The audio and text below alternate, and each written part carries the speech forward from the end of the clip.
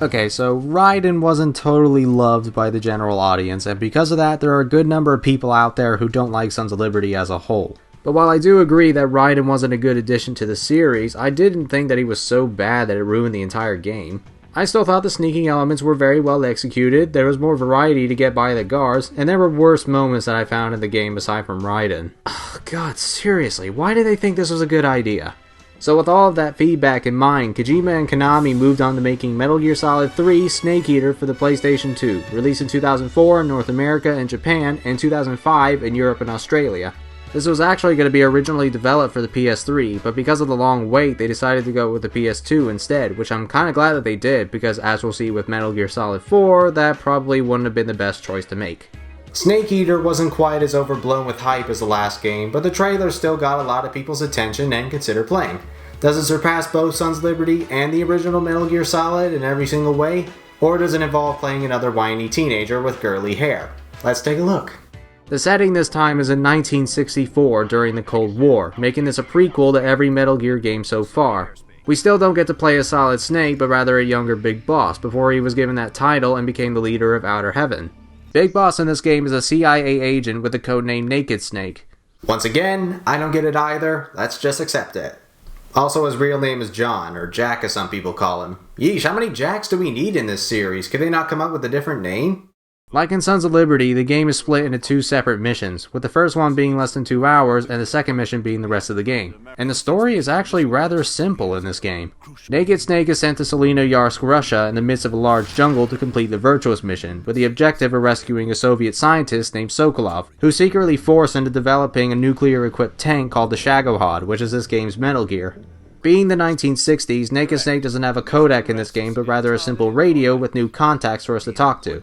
One being a British commander called Major Tom, who changes his name to Zero in the second mission and pretty much plays out like Colonel Campbell from the last few games, but there's also Paramedic, who's this game's Naomi and Mei Ling, providing medical care and saving your progress. And finally, there's Snake's old mentor and World War II hero called the Boss, who's this game's Nastasha and Master Miller, giving you tips on weapons and survival, but also has a very strong bond with Snake, so much so that she's like a mother to him. The Boss also introduces one of the new mechanics in the game, the camouflage system.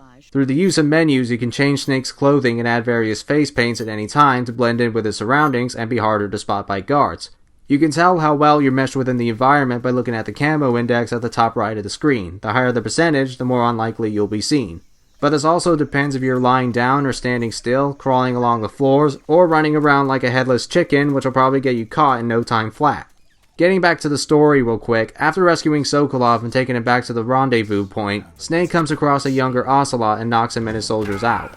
After that, he and Sokolov then stumble upon the Boss herself in the flesh, who reveals that she's defecting to the Soviet Union along with a group of other World War II heroes called the Cobra Unit, who's this game's Foxhound and Dead Cell, with each member representing a different emotion. The Cobra Unit gives us the Pain, who's able to produce numerous attacking hornets, the Fear, who runs and leaps very quickly like a spider, there's the End, who's an extremely old sniper and is one with the forest, and finally there's the Fury, an astronaut with a huge flamethrower who's probably related to the Pyro from Team Fortress 2. We're also introduced to the leader of the Russian armed forces named Colonel Volgin, who has the special power of conducting electricity and dropping the frame rate. Just before he, the Boss, and the Cobra Unit ride away with mini-nukes, Snake tries to fight his old mentor but feels that he can't do it, which gives her the opportunity to beat the crap out of him and throw him off of a bridge. Volgin then uses one of the mini-nukes on Russian soil, which takes us to 1 week later for the second mission of the game called Operation Snake Eater, where the Russians believe that since the US aircraft that dropped off Snake was present in Selenoyarsk, the Americans must have dropped the nuke, which brings them and Russia on the edge of nuclear war. With the only way that America can prove its innocence is to destroy the Shagohod and eliminate its defector, the Boss. And so they use her most beloved disciple, Naked Snake, to do the job, with the new weapon and camouflage analyst being Sigint. Snake also needs to meet up and gain assistance from 2 other American defectors called Adam and Eva, but only Eva manages to make it and will act as Big Boss's sexy love interest. They're clearly trying to get her across as sexy because she can never last 5 minutes in the game without showing her goods, and Big Boss is definitely aware of this. The story as a whole is your typical James Bond scenario, and while that sort of style was present in the other games as well, here it's more obvious than ever. Especially with the new title sequence accompanying the famous Snake Eater theme song, which is very James Bond with its numerous horns and trumpets. It's a really good song, it definitely feels like I'm playing a spy game with some Bond elements in them. In fact, you could probably point out all the conventional characters you normally see in the Bond movies. There's a gruff agent with a lot of quips and cocky attitude, there's the sinister villain with the evil henchman, and there's the sexy female companion assisted by cheesy saxophone stings.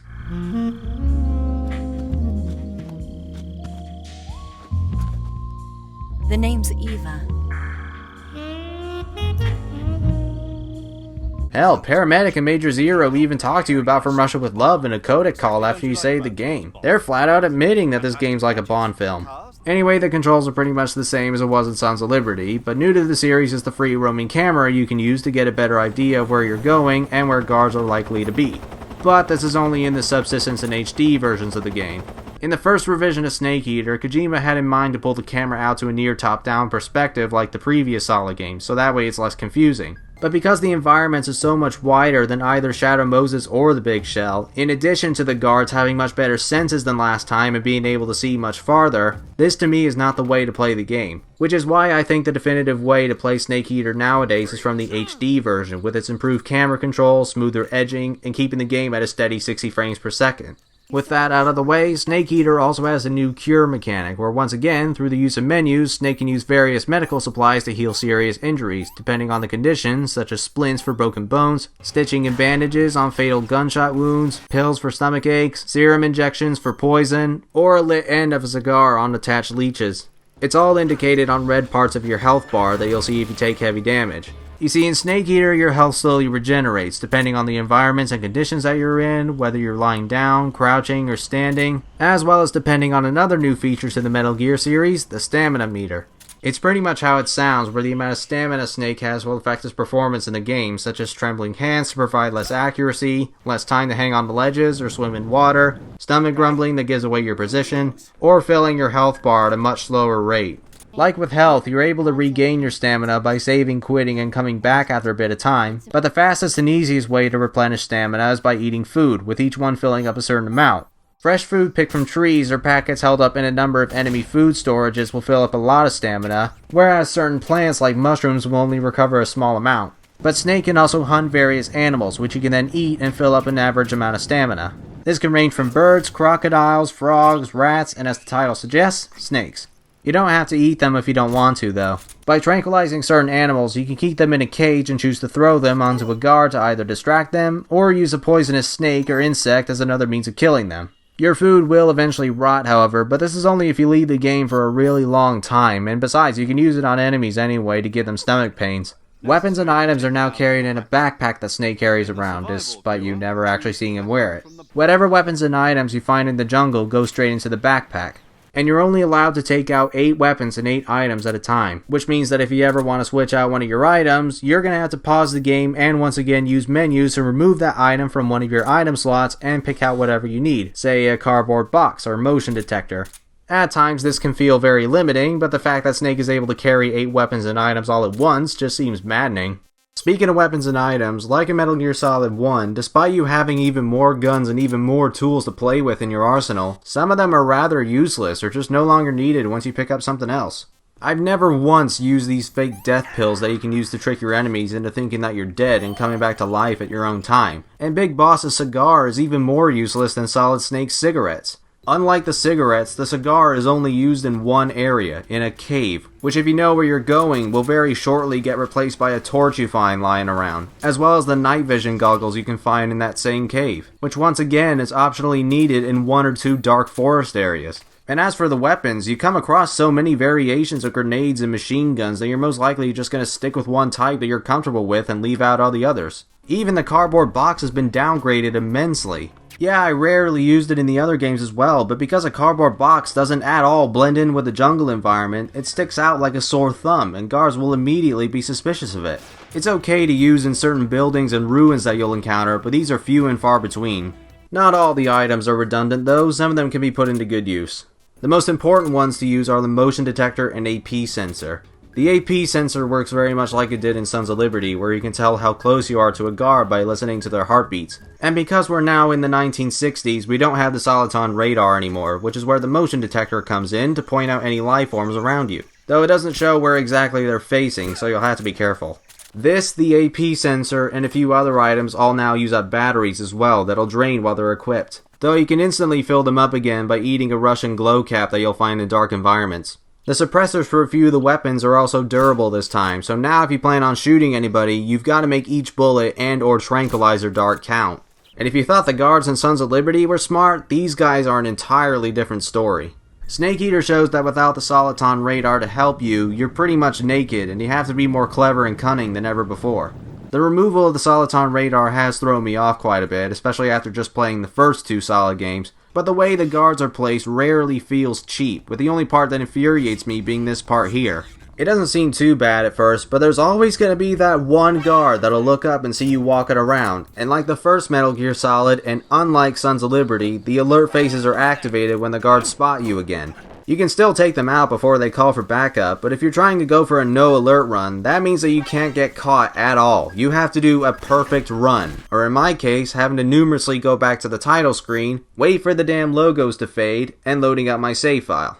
And doing a no alert run is the only way to unlock the returning stealth camouflage. You are also able to get it if you search and pick up every single plant in the game, but that's extremely tedious, and besides, going for a no alert run makes for good practice. There will be a lot of frustrations, but finishing the game without getting caught once was extremely satisfying to do, despite me having to abuse the save system.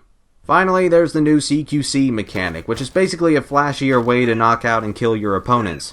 In addition to being able to choke and break the guards' necks again, you're also able to slice their throats or threaten to kill them so that they can give you information about what's around you, or give you a frequency that'll either unlock doors, call off alerts, or play a soothing track that'll refill all of Snake's stamina. CQC can also involve slamming enemies down hard on the ground, which I find pretty useful for taking out any guards that are just about to call for backup. The only problem that I have with CQC is that for some unexplained reason, you have to use the D-pad to sneak even more quietly than just slightly tilting the left analog stick. This makes for some pretty slow stalking, so I'd only use the CQC if you feel really confident that it'll get you by undetected. It can also be useful if you don't have any ammo for your weapons, but you can always get some more by grabbing a body and letting it go. You were able to do this in Sons of Liberty as well, but there was only a 50% chance that the body might actually give you something instead of leaving you empty. In Snake Eater, you can always rely on bodies to give you stuff if you need some. This is a bit of a nitpick, but regardless of the amount of tools and abilities to use at your disposal, I find that the safest way to get by the guards is just to make clean headshots with my tranquilizer pistol, instantly knocking them out where I can carry on from there without the guards being too suspicious. As I've said earlier, aside from the buildings, there's a lot of space in the environments, which leaves you completely exposed to the other guards, almost taking CQC out of the question.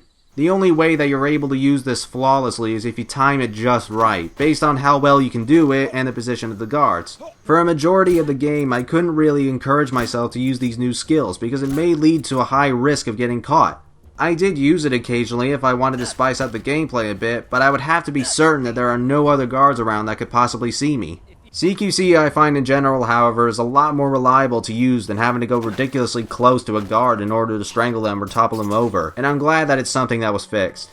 Boy, that's quite a lot of new gameplay features compared to the last two installments. There's almost nothing you can't do to sneak your way to victory. You can choose how and when to bypass the guards and get to your next objective. And like Shadow Moses Island, Russia has a good variety of areas to travel through. In fact, I'd probably say that there's more variety in Selena Yars than in Shadow Moses. I've already mentioned that you go through a large jungle, a cave, and a couple of military buildings, but there are also mountains, an underground tunnel, a sewer, a waterfall, an enemy base holding the Shagohod, and a few others, including what's probably the world's longest ladder ever constructed.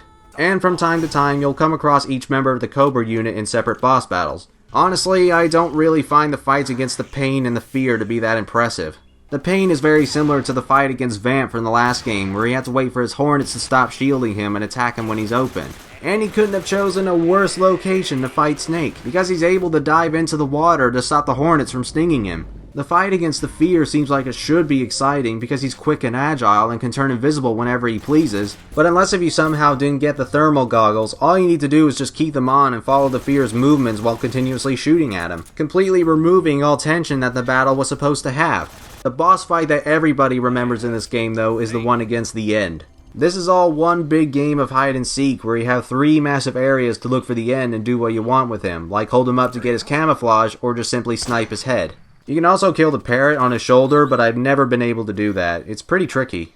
Many people consider the end as a whole to not only be the greatest boss battle in the Metal Gear series, but also the greatest boss battle of all time. But personally, I don't think this is that good of a boss battle. It's not a horrible boss fight by any means, I just think that there are one or two battles that are a bit better. I can definitely see the appeal for the fight against the end, and granted I used to hate this fight when I first played it, but I've gotten better at this game after going through multiple playthroughs and playing the other Metal Gear games, which has made me like the fight a lot more nowadays. The main reason that I didn't care about it at first, however, is because since the areas are so big and you'll be traveling through 3 of them, defeating the end will take a tremendous amount of time. In fact, I've heard of people that have lasted as long as 45 minutes or even a whole hour. Jeez, wouldn't that be incredibly frustrating if you died to him after spending all that time trying to neutralize him? Anyway, my first playthrough probably had me spending a good half hour or so going up against the end, but nowadays I can take him down in less than 10 or 15 minutes. Mostly because a scenario like this occurs. Hey, where you going, old man? I just want to talk to you. Stop so my gun can say hello. From my point of view, I find the battle against the Fury to be the best of the Cobra Unit fights. As much as I like the battle against Vulcan Raven in the first Solid game, this one further expands upon that idea and creates one truly epic battle. There are plenty of ways for you to take the Fury down, and because the area is so claustrophobic and dark, this adds a lot of tension. He could be anywhere in this small environment. You've really got to use everything in your power and defeat this guy, and you've got to listen very carefully of his whereabouts. The Cobra Unit as a whole isn't anywhere near as dull as Dead Cell was in the last game, but they're still not as interesting as Foxhound in the first Solid game. You remember how Sons of Liberty gave Dead Cell a good amount of screen time, but they still managed to make the cells look incredibly boring? Well, Snake Eater's solution is to barely give them any screen time at all. Seriously, you rarely see these guys in the game. You only get a brief glimpse of them in the Virtuous Mission in less than 15 seconds in 1 or 2 other cutscenes, which provides absolutely zero build-up to the Cobra Unit and doesn't get you in the mood to fight them. This is pretty much how every boss fight with the Cobras go. Come, Snake, let us fight. Sure, why not? Bang, bang, bang, bang, bang, bang, bang, bang, bang. Oh no, I am dead. Kaboom! Now wasn't that brief? The worst offender, though, has to be the Fury. For as awesome of a boss battle it is against him, he comes out of nowhere when you first meet him. Even the cutscene that introduces the Cobras doesn't show him anywhere. The Fury's just brushed to the side until his boss fight. There is no backstory about him whatsoever. Despite that, though, he's the most interesting of the Cobras because he actually has a sense of mystery to him from what he says after you defeat him, unlike the other Cobras who just somehow explode in a quick flash. The only boss in the game aside from the final ones that has any sort of build-up is Ocelot, and he's the very first one. The battle against him was very much like the Olga fight in the last game. Once again, it's a good way to keep you on your toes and a good way to practice your first-person aiming, especially shooting at Hornet's Nest to fall down on Ocelot. Ocelot's character in this game is much more of a doofus and full of himself than before. I guess it kinda makes sense seeing as how young he is, but I don't feel nearly as intimidated by him as I did when he was older. Well, maybe that was intentional, considering that he's looked down upon by both Colonel Volgin and the boss. I'm not sure, and this is just another small problem I have with the game. Speaking of Volgin, while he is rather threatening with his constant torturing to others and having the ability to produce electricity, some of his other actions seem rather childish. Particularly when he's throwing a tantrum or copping a feel on Eva disguised as his lover. Come to think of it, Ocelot does that a couple of times too. Is there something about Eva's boobs that appeal to them? There has to be, otherwise she wouldn't be flashing them over and over again. It also doesn't help Volgin's and Ocelot's case that the dialogue in this game is a bit shoddy. Again, probably reminiscing the Bond movies, but I think even Roger Moore had better lines than these. The end is saving what life he has left in him for battle. Normally, he's dead. But he'll wake up when the time is right. And when he does, it will be the end for the boy. Love a drive in the country, don't you? Yeah, sometimes the script can sound very unnatural, in addition to bad lip syncing that can once again take the seriousness out of a lot of scenes. Major, what are you doing here? I've been waiting for you in my room. What?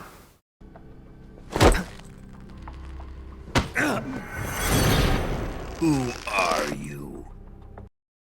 Okay, does he normally grab people's balls to reveal a disguise, or is this just something he and the General usually do whenever they meet? Nah, they wouldn't do that.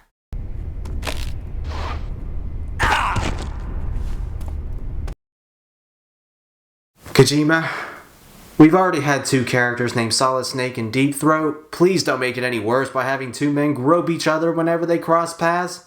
Talking of Solid Snake though, thanks to the relationship between Naked Snake and the boss and being able to talk to Eva and his radio contacts about his opinions and personal problems, as well as him and Eva having clear chemistry and getting together after a while, Big Boss is a surprisingly much more relatable character than Solid Snake ever was, where except for Meryl and Otacon, he spent most of his time shunning people and having low self-esteem. I can't really say I blame him though, since he's been a clone all of his life and doesn't know how to interact with people. But even with something as simple as marveling a handgun, Big Boss just feels more developed and likable as a result, which is something I thought that Raiden should have been from the very beginning.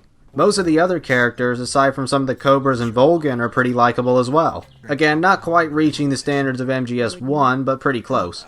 Eva is an interesting enough companion to bring along, and the boss especially, despite her calm and motherly tone of voice, is a very intimidating villain, but will also become harder and harder to confront with mentally as the game goes on. Even someone as minor as Granin, a Russian drunkard you find in one of the enemy bases, is rather enjoyable, with the only thing that troubles me about him being that he's heavily implied to be the creator of Metal Gear.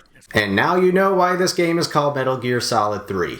The reason I'm concerned about this is because the original Metal Gear Solid clearly told us that Otacon was the designer for Metal Gear Rex, yet Granin has somehow developed plans for it and even has a model of Metal Gear Ray before Rex is even considered being built. Maybe Otacon used a cheat sheet or something. I don't know, it's a very minor matter in question anyway, and I'm probably one of the only people that thinks deeply about this stuff. So the last major problem that I have with Snake Eater is the amount of cutscenes in the first couple of hours in the game. The opening cutscene alone is around 30 minutes long, with only a small amount of playtime between it. After that, you only have a few rooms with guards before you meet up with Sokolov, and the cutscenes continue to bombard the game in one moment where you're healing your injuries that the boss inflicted on you. And it takes around another hour for Snake to come across more guards, with some very brief strolling in between these cutscenes. Basically, by the time you reach Sokolov, you've pretty much finished the Virtuous Mission, and all you need to do from there is watch a lot of cutscenes until the Snake Eater mission reminds the game that we're actually playing a game and not watching a movie. Granted, the cutscenes are for the most part interesting enough to watch for the first time player, but multiple playthroughs will probably see you begging for the game to get going. It's because of this that I don't think newcomers to the series should play this one as their first Metal Gear game. This was certainly my first Metal Gear game, but it took quite a bit of time for me to really get into it. Personally, I would start with the original PlayStation game first and then move on to this. Thankfully, the cutscenes do become less intrusive as the game goes on, so the pain's only temporary, but still, that's rather bad pacing. Snake, you have to get up! Snake! Snake! So before we move back into the story, let's take a look at some Easter eggs. If you blow up the helicopter you come across early in the game, you won't be seeing it when you're climbing the mountains. You can use TNT to blow up the enemy's food and weapon storages to make them be careful with their bullets and become weak due to hunger. And probably the most famous, if you wait a week while fighting the End or turn the PlayStation and Xbox clock forward a week, he will die of old age, practically removing the fight. If that's a bit of a hassle though, then you're able to kill the End early with a sniper rifle, where the forest areas will be swarmed with Ocelot's men instead. There are a few more like this, but I won't spoil too much. Except for this one, where at one point you need to disguise yourself as a Russian general who has a very similar look to Raiden, and you can do whatever you want with him. Most likely a little wink to those people who didn't like the inclusion of him in the last game. Today is the day I met you. A majority of the Easter eggs though, like in Sons of Liberty, involve a lot of radio calls that you can activate by using an item in a certain way. I seriously recommend going out of your way to find these, because some of them are freaking hilarious. Snake? Eva, what do you think? What a dork. You must be kidding me. Are you willing to risk your life for that joke?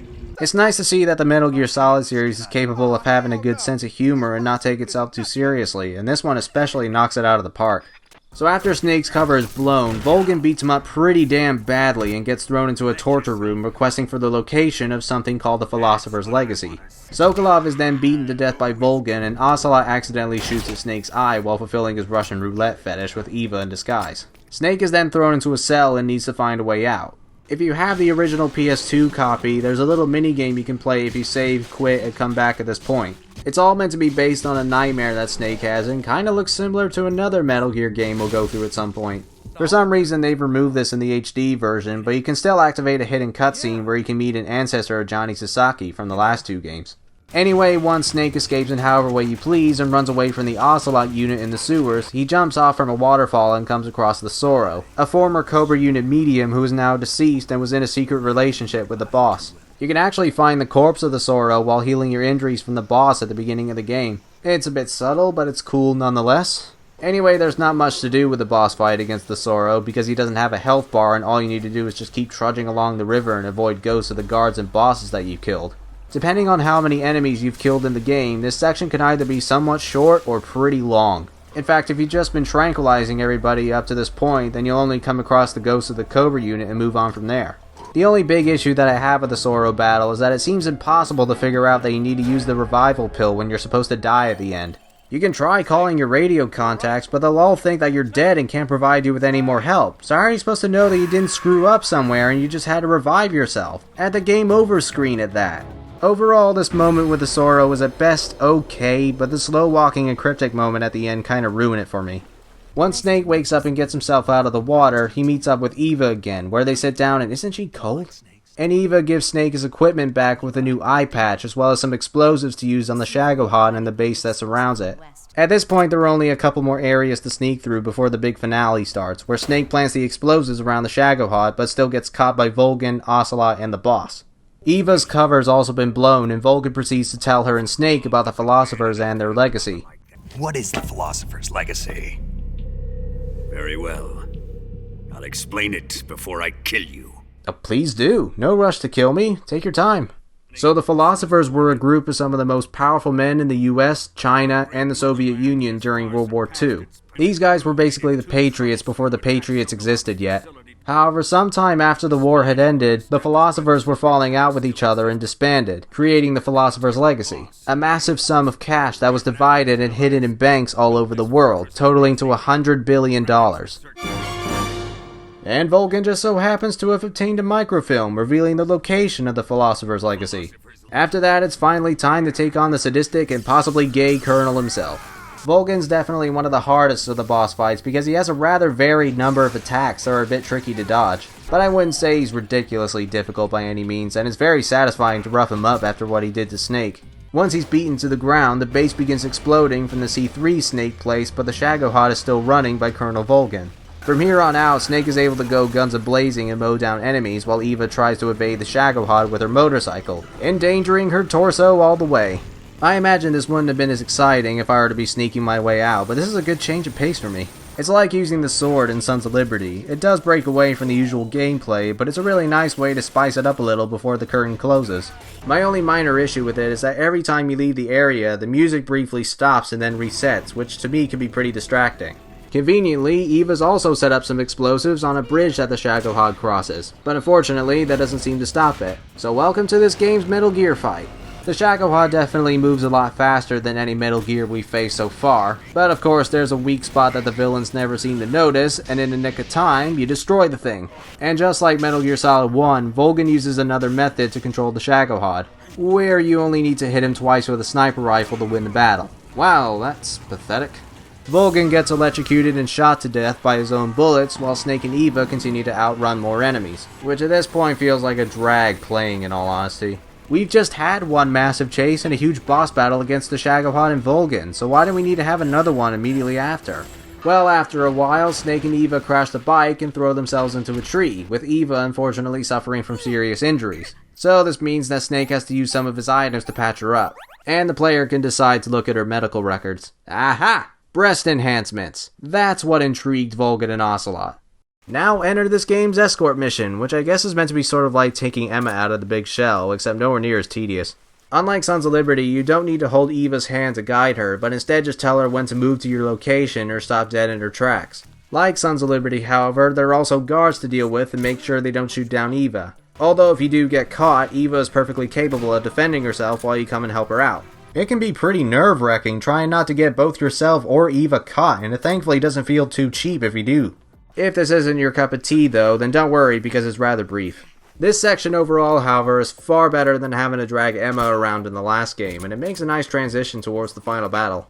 Talking of which, while Eva goes to their getaway plane and prepares herself, Snake at long last confronts against the boss, where she gives a tremendously long, tremendously boring, and tremendously pointless backstory about going to space and being an astronaut. This makes it seem like Kojima wanted a big tear-dropping moment before the fight against her, and to me it really doesn't work. This just feels like padding, and the subject matter has absolutely no connection with everything that's happened so far. Throughout the game, the characters have been talking about trying to stop a nuclear war, and Snake struggling to realize that the boss has become a villain and he has to kill her. So where does this whole astronaut backstory come from? It's completely at the last minute, and doesn't make any sense whatsoever as to why she's suddenly now telling Snake about it. Well, thankfully, when she does get back to reality, the build-up is very well done, and the battle itself certainly makes up for the lousy cutscene. The flower bed setting is absolutely perfect. It looks beautiful and makes it so that the boss can blend in with her outfit and corner Snake at any time. Big Boss is pretty much met his match, and the player needs to be smart with how they deal with the boss, either by setting up traps, waiting for the right moment to shoot, however you want to do it. She also hits pretty hard and moves quite quickly, as well as being able to counter your melee attacks 50% of the time, easily making her one of the most difficult fights in the Metal Gear series so far. There also isn't any music playing in the background, but at around 7 minutes into the fight, an instrumental version of the Snake Eater theme song starts playing, and it's just a fantastic way to conclude it all. This is definitely one of the greatest final boss battles I've ever played, and I really wish a lot of other games could learn from this. They could seriously benefit from it.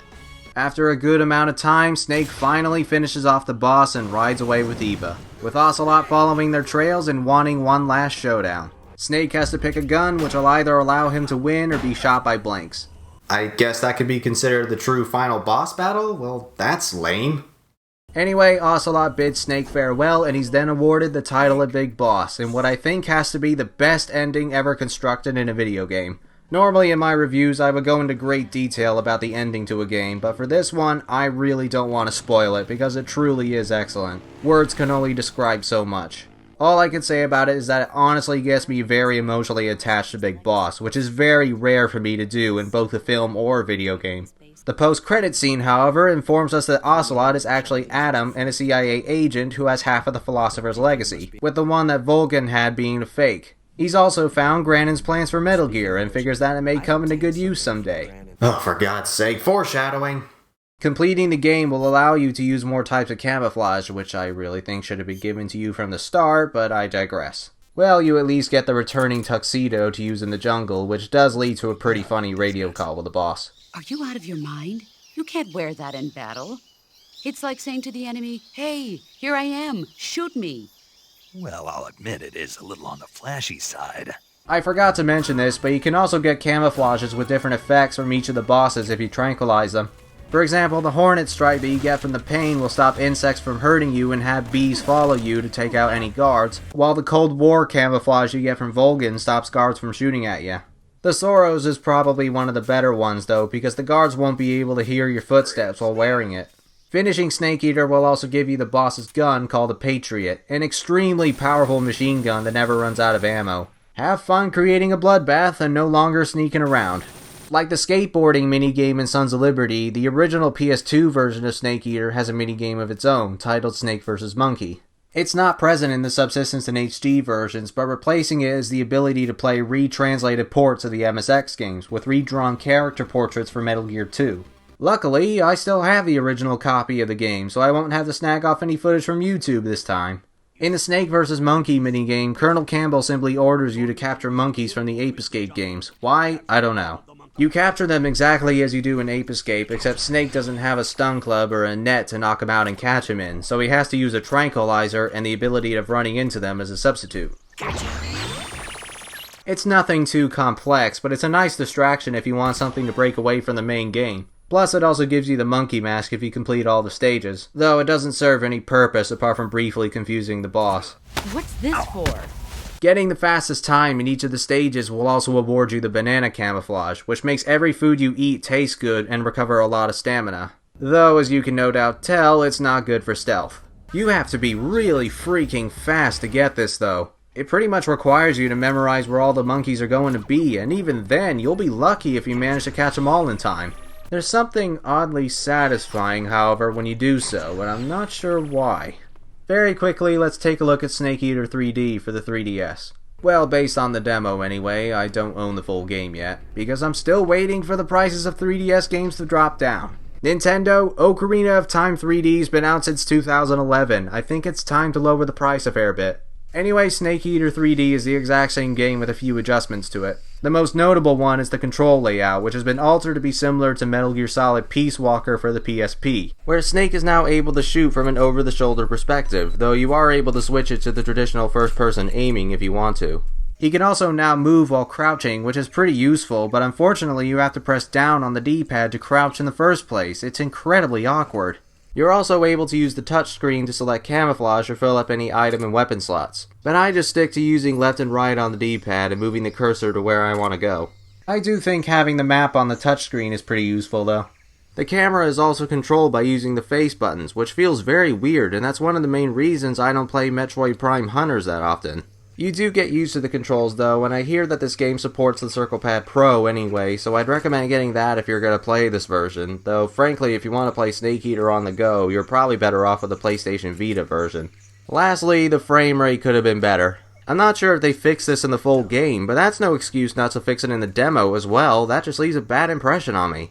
At first I thought it was because the 3D setting was too high, but no, even with the slider all the way down, it didn't change anything. So overall, I would only buy this port if it's really cheap. Don't get me wrong, it's not terrible. It definitely plays like Snake Eater, but you're probably better off just getting the console versions unless if you have no reason to buy a Vita yet and you're desperate to play Snake Eater on the move.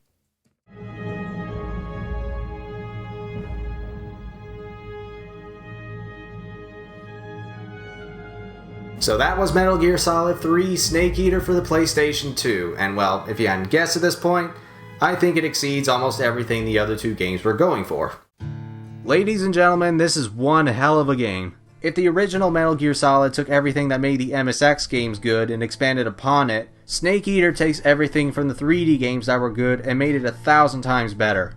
Traveling through the jungle may not be as exciting to some as sneaking your way through, say, Shadow Moses Island, but the fact that you can do anything you want, wherever you want, and whenever you want to slither your way around should hopefully make up for it. The graphics have also been improved substantially since Sons of Liberty, which was already a pretty good looking game. This was a couple of years before the PS3 was released and the PS2's life cycle was starting to end, and it certainly shows. Everything in this game looks amazing, from the environments to the character models to the overall presentation. The music is also a huge step up from both Metal Gear Solid 1 and 2. Each of the bosses now have their own themes instead of slightly mixing and reusing the alert theme in Metal Gear Solid 1. And the alert theme in this game, as well as different action music in the cutscenes and the finale, is a joy to listen to.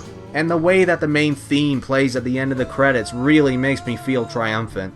There isn't any music while you're sneaking around, however, but instead you're listening to the sounds of the jungle and background noises in the bases, which just makes it even more tense and all the more terrifying if you get caught. Perhaps it's not really fair to compare Snake Eater to the other two Metal Gear Solid games, because those ones provided a more arcade-like experience with its smaller areas and more dim-witted guards, while this one is much larger, slower paced, and methodical. Snake Eater has more emphasis on sneaking and gameplay than any other Metal Gear game so far, and my only big issue with it is its rather slow beginning. You're barely controlling Snake in the Virtuous Mission, and the game really doesn't get going until after you meet Eva. But if you're able to withstand all that, trust me when I say this, the game gets much better. It gets so much better. With the combined use of superb gameplay, spectacular graphics and sound, great sense of humor, fleshed out characters, and a story that's easy to follow, I can now classify this as my all-time favorite Metal Gear Solid game and one of my favorite games of all time.